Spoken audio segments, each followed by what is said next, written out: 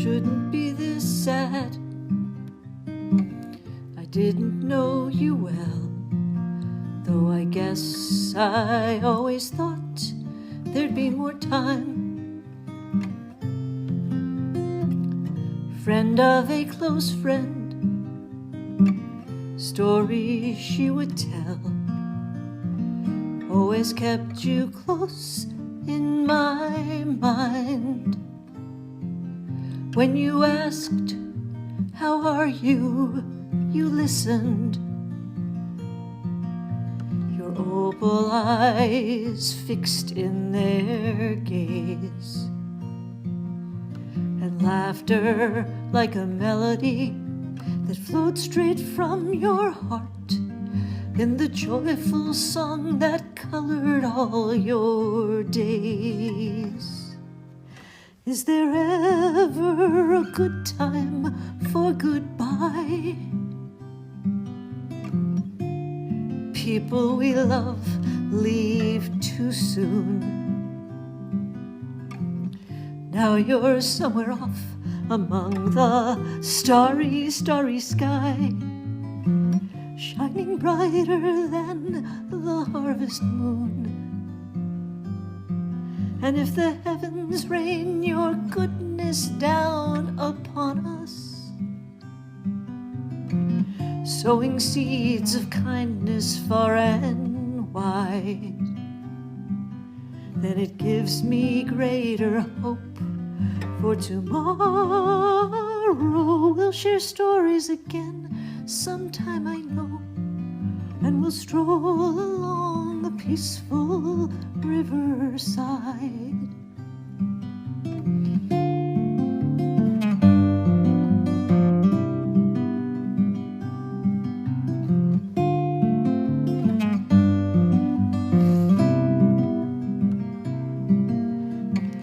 Now you're somewhere off among the starry, starry sky, shining brighter than the harvest moon.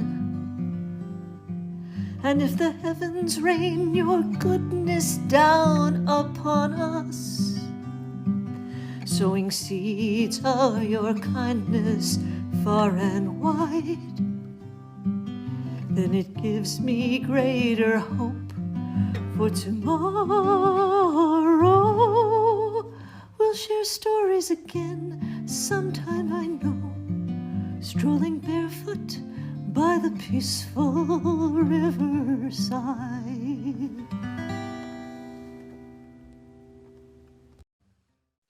Good afternoon, everyone. My name is Ellen Quadgrass. I am the minister at Westminster Unitarian Church, where Nans was a member for a very long time. I offer you a big, warm-hearted welcome to this service for Nans L. Reeser, partner, daughter, sister, niece, cousin, Westminster member, partner, friend to so many, inspiration to those who knew her. Welcome to this special service made possible by technology so that we might gather safely. I am very grateful for this alternate means of gathering and for our tech hosts and Paula and all the speakers today and everyone who put extra energy into making this service possible in this way. And gift that it is, technology also has its glitches, and there's a good chance something unexpected will happen. Please bear with us if it does.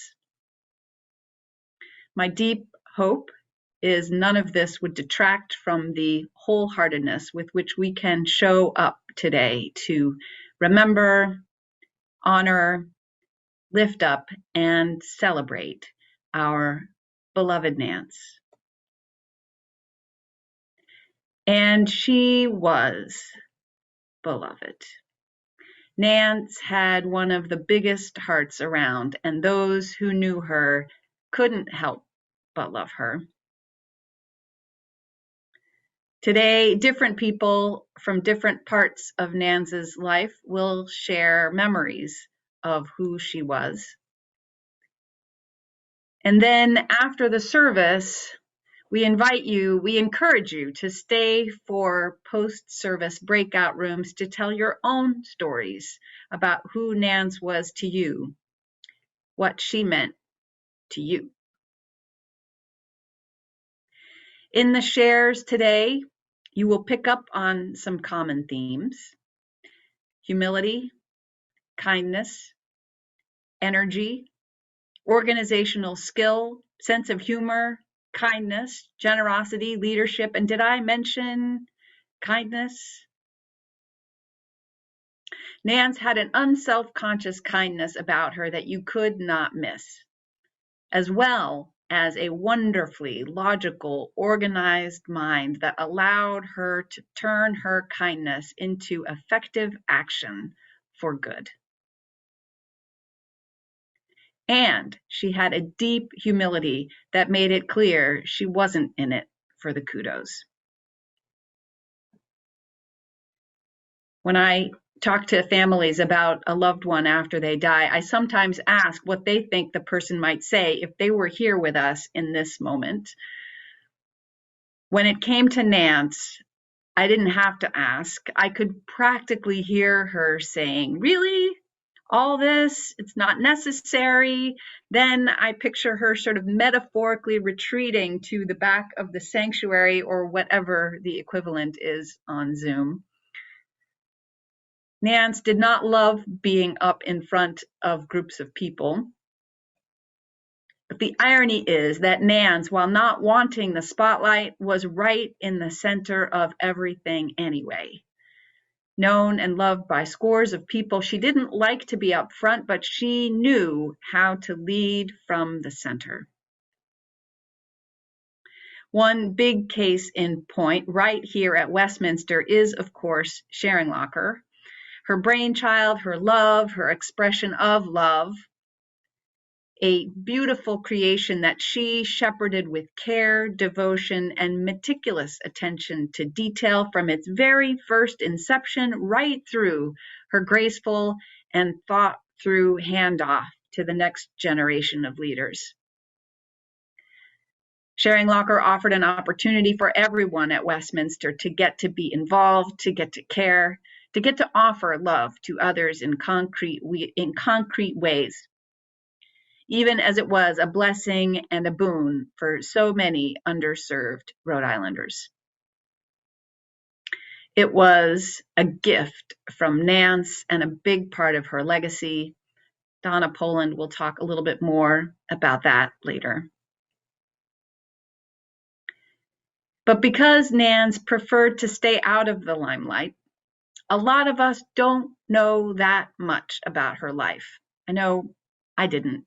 Like the fact that she volunteered for years, literally years, with Hope Health Hospice as a listener and supporter to patients as well as families.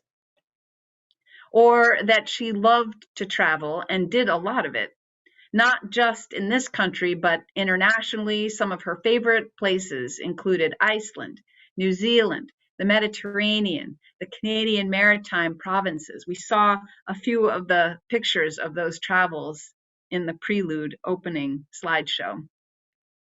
Many of us didn't know that she was a cyclist, skier, musician with a passion for the trumpet. I had no idea. Today, we get to spend some time with people who love Nance and will share more about her. Today, in a way, we get to spend time with Nance, with who she was, with what she loved, and how she lived. Today, we get to lift Nance up and hold her close as we begin the process of letting her go.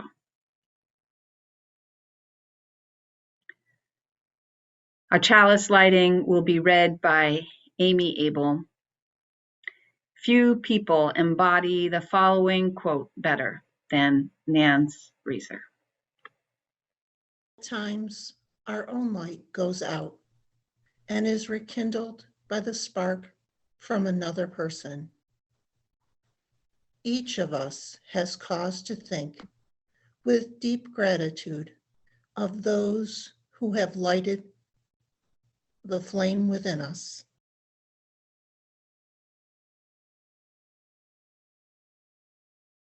A focal point of Nance's life was family. Her cousin Mary Kreider will speak about Nance's early years and family life. Nancy's childhood in small town Pennsylvania was the blueprint for the incredible woman she would become. Her 98-year-old Uncle Charles contributed these early memories that portray her as a spirited, active, and talented little girl who enjoyed all outdoor activities from boating to hiking, horseback riding, and biking. And since music was always prominent in her family, Nance began playing her mother's piano. And in fourth grade, she fell in love with the trumpet, a passion that followed her through high school. Her family was close-knit and loving, which nurtured her innate compassion and her future drive to be helpful in improving the quality of life for others. High school years at Wilson High School were breakout times for Nance. She excelled scholastically, staffed the school newspaper and yearbook, sparked the girls' basketball team, and played her trumpet in county and district band and orchestra. She had become quite an outstanding musician. When her family moved to Rhode Island during her senior year, Nance chose to finish at Wilson and live with my family. What a gift that was to all of us, and especially to me, who with two brothers delighted in having a sister at last. It was during this time we spent together that I learned the character depth of this young sister friend who brought a gentle dimension to the entire family and a growing self-love and wisdom to me. Graduation came and we chose different colleges in different states, but we continued to stay connected and to strengthen the bond we'd begun in our youth and will continue to have through eternity. Thank you, Nance.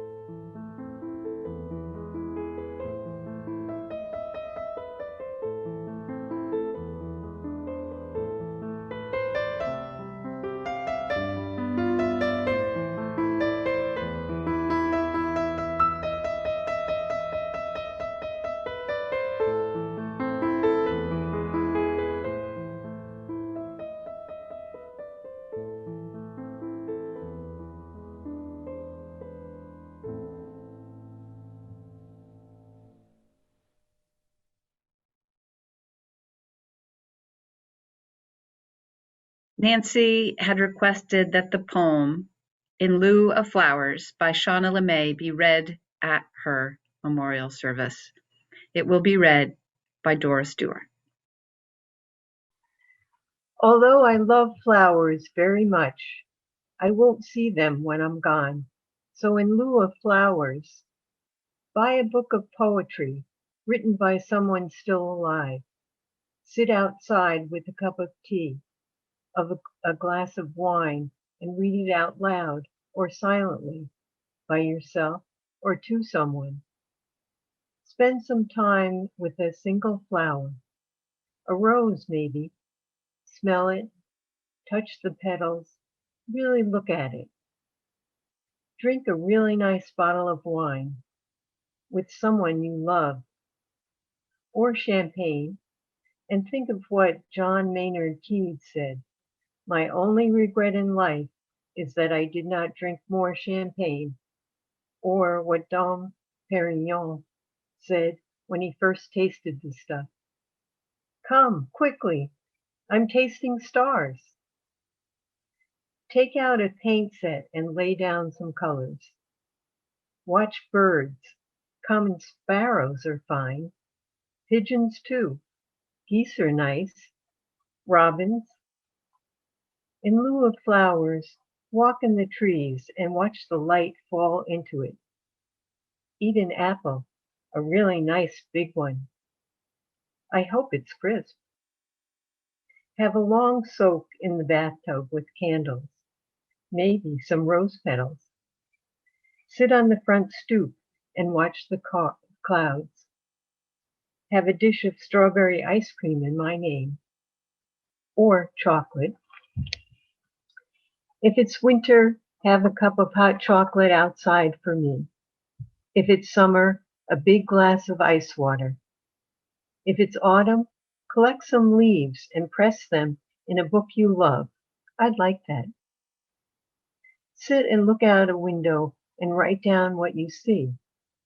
Write some other things down. In lieu of flowers, I would wish for you to flower. I would wish for you to blossom, to open, to be beautiful. I would wish for you to align your soul for a time with flowers. As noted, the establishment of the sharing locker was a manifestation of Nans's service to others. Donna Poland, who was in it right from the start, will speak about this. I have wonderful memories of Nance. She was a gifted leader. In 2006, the Caring Circle was born. Nance was our facilitator who kept us all on track. She was always one step ahead, creating organizational goals that needed attention, visiting those who were in need, and setting the tone for our group. We were highly motivated and enthusiastic. As the group developed, we each became task coordinators of communications. Monthly cards, meals, rides, medical equipment, because there were all so many volunteers to help, our jobs were not overly cumbersome. Nance showed us how our meetings were a spiritual practice by not focusing on the what, but focusing on the how. She emphasized not creating results, but creating community. We paid attention to the people and their needs. Her leadership was based on UU principles. This carried over when she became interested in forming the sharing locker. Around 2008, Nance had heard about a UU church in Sanford, Maine, that had operated a very successful non-food pantry called the Corner Cupboard. 3 of us from the Caring Circle observed the Sanford program. What amazed us was the number of volunteers the organization had and involvement of youth, the long lines of people waiting in the rain for the cupboard to open. It was an impressive endeavor. She brought it to Westminster. She got grants from Tom's of Maine, which helped fund the sharing locker. In addition, The Share the Plate Committee provided seed money to purchase our first items for distribution. Nance saw a need and believed Westminster had the opportunity to serve our community and to help alleviate this need. In addition, she requested and received help from other faith communities in East Greenwich. She was gifted a caring friend whom I had the honor of knowing and working with. The Women of Westminster was a significant part of Nans's spiritual journey. Oh, I'm so sorry. I'm in the wrong part here. I'd like to introduce Kate Gillis, who is going to speak for Nans's role in leadership and participation in Westminster's women's group. Thanks, Kate. The Women of Westminster was a significant part of Nan's spiritual journey. One of the highlights of her participation was the year-long dinner party project. We learned about Judy Chicago's dinner party art installation, imagining 39 women from throughout history having dinner together. We went on a day trip to the Brooklyn Art Museum in New York to see the installation. Some of the women, including Nance, were so inspired that they met during the summer to plan activities for the coming year's meetings. They decided we should do research on women, and then 3 or 4 at a time, we could dress as the women we admired and share about their lives at one of our meetings. We also each painted a personal symbolic ceramic plate and made a place setting so we could have our own dinner party and celebrate our unique lives. Nance arranged to have photos taken and a video filmed when we did the presentation, and she made sure a beautiful scrapbook was put together to record the project. For her turn to share at the dinner party celebration, Nance told us about the objects she had included in her place setting and how they related to her life. She concluded by saying that being a member of WOW had transformed the woman she had become. At the women's group, we take turns leading the weekly sessions and always look forward to Nance's well-planned meetings. She with Paula shared slideshows about their trips. When she had a craft project, such as talking sticks or greeting cards for us to do, she would guide others to help her prepare all the items we would need. For the Women's History church services in March, Nance found meaningful contributions. She kept our church closet well organized so we could find what we needed and would get someone to help her every few years to clean it out.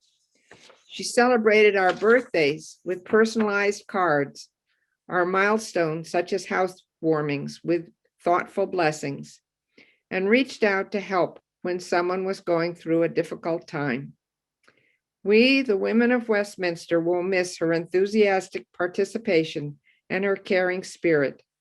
We're grateful that we have shared this journey of empowerment with her. She will remain forever woven into the fabric of WOW.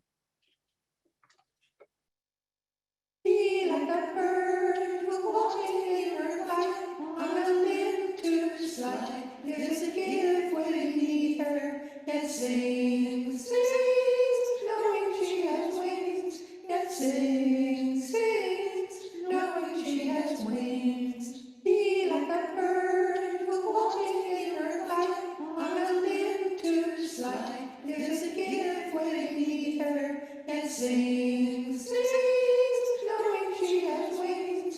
That sings, sings, knowing she has wings. In pursuit of further service to others, Nance had a passion for social justice. Camila Barzykowski will speak to Nance's role. Nance was a person devoted to social justice.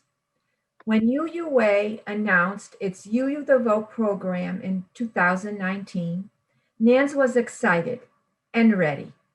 She volunteered to lead Westminster's efforts to write letters and cards to voters. While the pandemic quashed our in-person get out the vote plans, Nans more than made up for it with her leadership on reaching voters in key states. Although our messages were nonpartisan, the letter and postcard campaigns targeted those voters in swing states who were thought to be allied with UU values. Nance headed up Zoom letter and postcard writing parties every week during the run-up to elections. She made these events fun by lining up entertainment from our youth groups. At one letter writing party, she even had Secretary of State Nellie Gorbea participate, explaining the ins and outs of voting in Rhode Island. Nance prepared letter and postcard packets for our WC members and included personally designed instructions. In addition to encouraging, inspiring, and urging the Westminster membership to help with the postcard and letter writing, Nance herself, along with Paula, of course, wrote hundreds of letters and postcards. And as part of the summer services program at Westminster, Nance created and led a UU the Vote service to highlight the importance of our work in getting out the vote. In the end, it was the targeted voters who might not have come out otherwise, who swung the election to our new president and vice president. At the end of the election, Nance could rest knowing that her job was well done and worth her steadfast efforts. We miss you, Nance.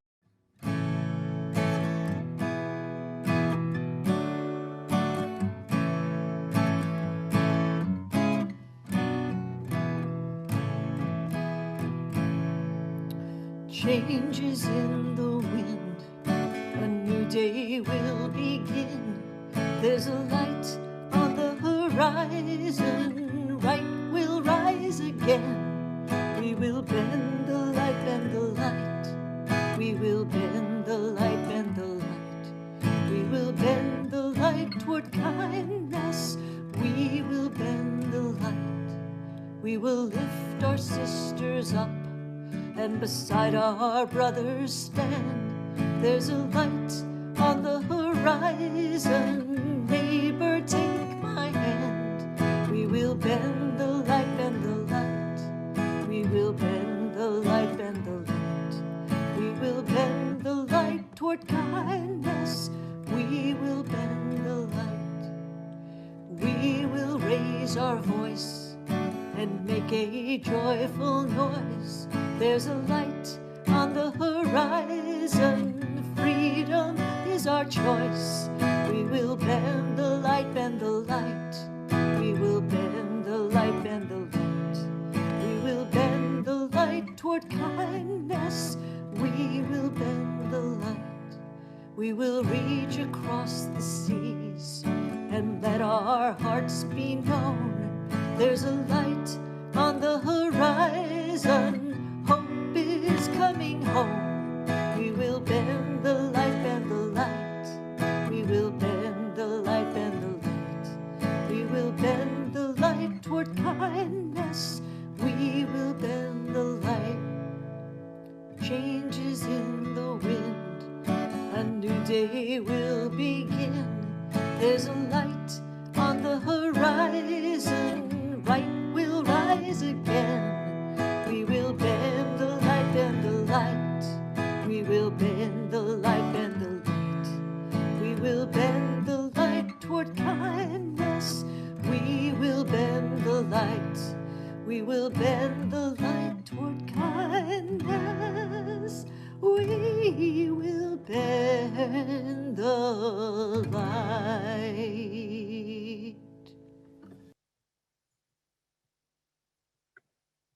Nancy was very passionate about the outdoors, and Jill Baker will tell us more about that now. It's so wonderful to see so many family and friends gathered here today to celebrate Nancy's life and spirit. It's clear that she deeply touched the lives of many, many people in countless positive ways. I've known Nancy and Paula for more than 35 years and was introduced to them through a group called Women Outdoors. When I met them, I was a young 20-something-year-old, and even though Nancy was more than 20 years my senior, we hit it off right away. Through the Women Outdoors group, I was able to enjoy a wide variety of outdoor activities with Nancy. She often led the group, whether that be on biking, hiking, or camping adventures. On one of my first biking trips with Women Outdoors, Nancy and Paula co-led the group, with Nancy acting as the sweeper at the back, making sure no one was left behind. I had an ancient, rusty bike, and right away couldn't keep up with the group. Nancy patiently biked beside me and then volunteered to swap bikes with me. I couldn't believe it. Needless to say, I was very embarrassed, but so appreciated her kindness. She never shirked from taking on other important volunteer leadership roles, even in her later years. She was truly a role model to me of how a strong, independent, fearless woman could lead her life. In addition to a love for outdoor activities, Nancy and I both love gardening. Around this time of year, we'd always compare notes about what we planned to plant.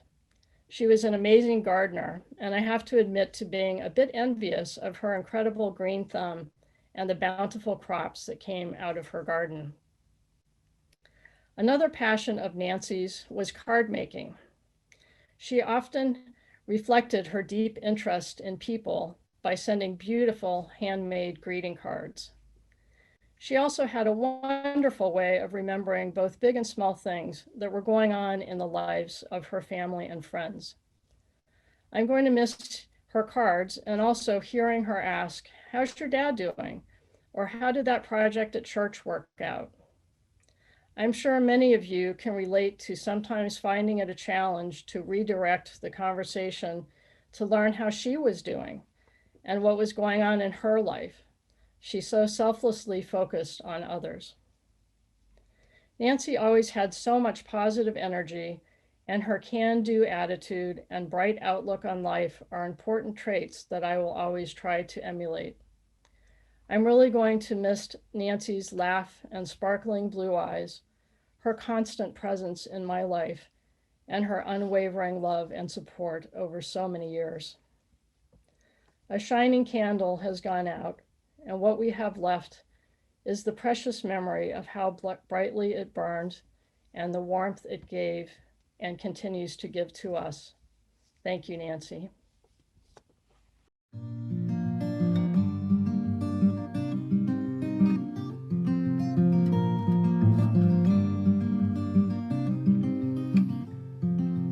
Life doesn't care about the plans you've made, the dreams you have wished for. Some shine while others fade. Life cast you out, adrift on open seas, searching for that harbor where you'll find sweet peace. And the seasons they turn, another year is gone.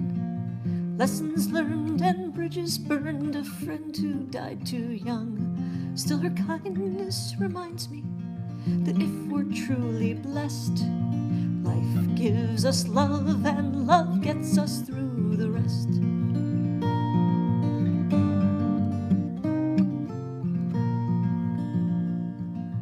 Life holds a promise but makes no guarantee of what will come when day is done, what will or will not be. Sometimes life holds you for a moment so tender, then pounds you with no mercy till you grovel and surrender. And the seasons they turn, another year moves on. Our hearts are full of sadness for the thousands who are gone. May their memory remind us that if we're truly blessed, life gives us love and love gets us through the rest.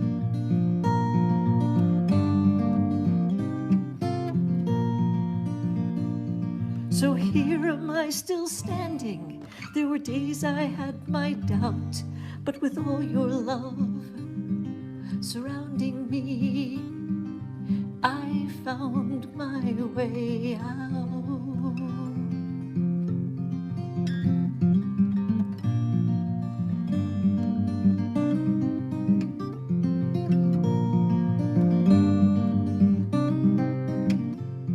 And the seasons, they turn, another year moves on. Lessons learned and bridges burned, a friend who died too young. Still her kindness reminds me that if we're truly blessed, life gives us love and love gets us through the rest. Still her kindness reminds me, with her friendship I was blessed. Life gives us love and love gets us through the rest. Life gives us love and love gets us through the rest.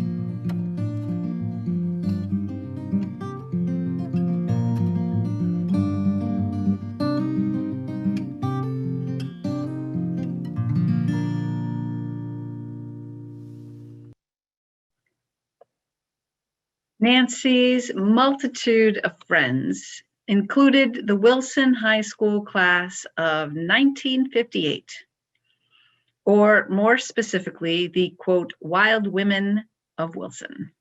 Joyce Kiefer will speak about this. It all began at our 35th high school class reunion. Nance and 4 classmates decided to meet at a mountain cabin for a few days. That gathering was the beginning of a unique bond that lasted for 28 years.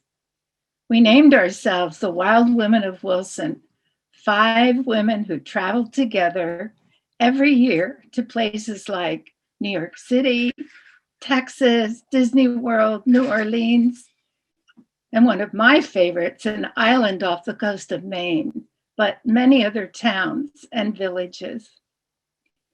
But those places were only destinations. The real reason we traveled was to simply spend time together. Over the years, we shared life's ups and downs, passages through the decades after we turned 50. At the heart of those times was our leader, our guide, the organizer who kept us on track. Nance pressed us to set aside dates and a destination.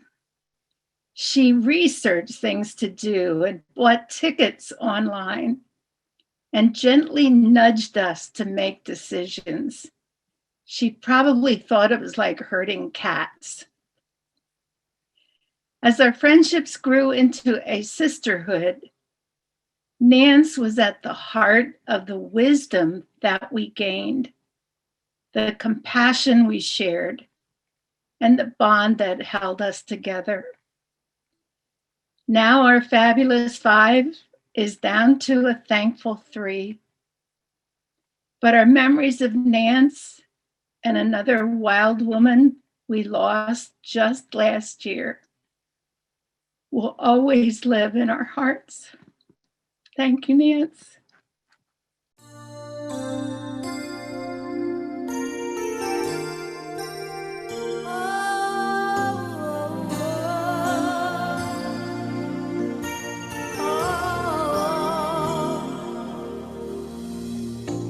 It must have been cold there in my shadow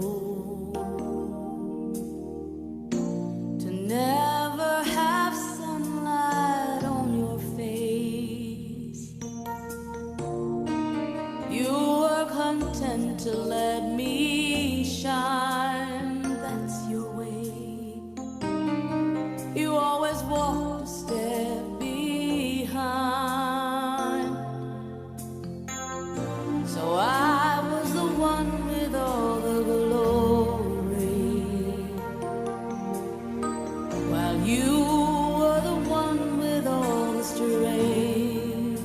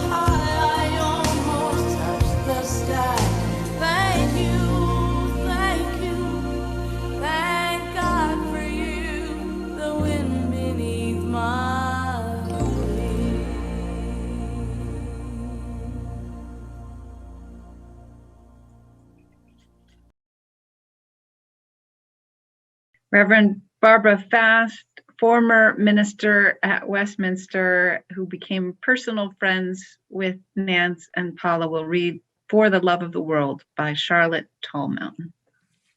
Thank you, Reverend Ellen and Paula. I am grateful to be among you here and blessed to honor and celebrate Nancy's life. For love of the world. For love of a tree, she went out on a limb.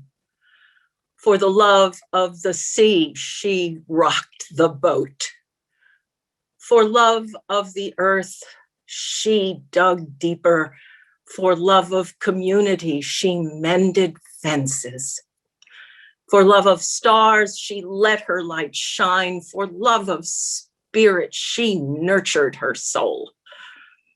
For the love of a good time, she sowed seeds of happiness. For the love of the goddess, she drew down the moon. For the love of nature, she made compost. For the love of a good meal, she gave thanks. For the love of family, she reconciled differences. For the love of creativity, she entertained new possibilities. For the love of her enemies, she suspended judgment.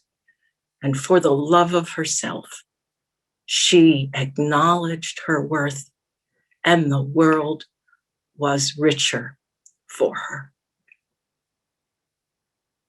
Amen. Thank you, Reverend Barbara. How do you capture a life? It's not possible, of course. Nans meant something to every single person here. Every one of us has our own impression. Everyone got to see a little bit of a different snapshot, another piece of who Nance was and how she cared about everything and everyone. In her humble, self-effacing way, she had so much heart, and she brought out the heart of everyone around her. Nance was the wind beneath more than a few wings. Inspiration literally means to breathe in. With these rich snapshots of Nans's life, may we breathe in who she was and allow that to lift us, inspire us, continue to carry us forward in a way that Nance would have loved to see.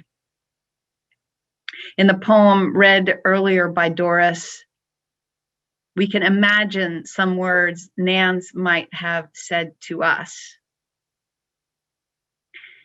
In lieu of flowers, she might have said, I wish for you to blossom, to open, to be beautiful. I would wish for you to flower. May we remember that when we remember her. And here's a closing wish for Nance, who did so much, cared so much, gave so much. Here are some words for her rest and peace by Rabindranath Tagore.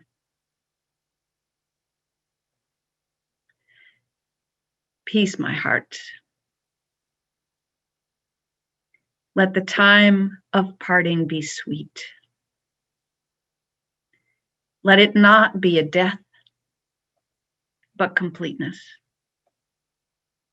Let love melt into memory and pain into song. Let that flight through the sky end in the folding of the wings over the nest. like the flower of the night. Stand still, O beautiful end, for a moment, and say your last words in silence. I bow to you and hold up my lamp to light you on your way.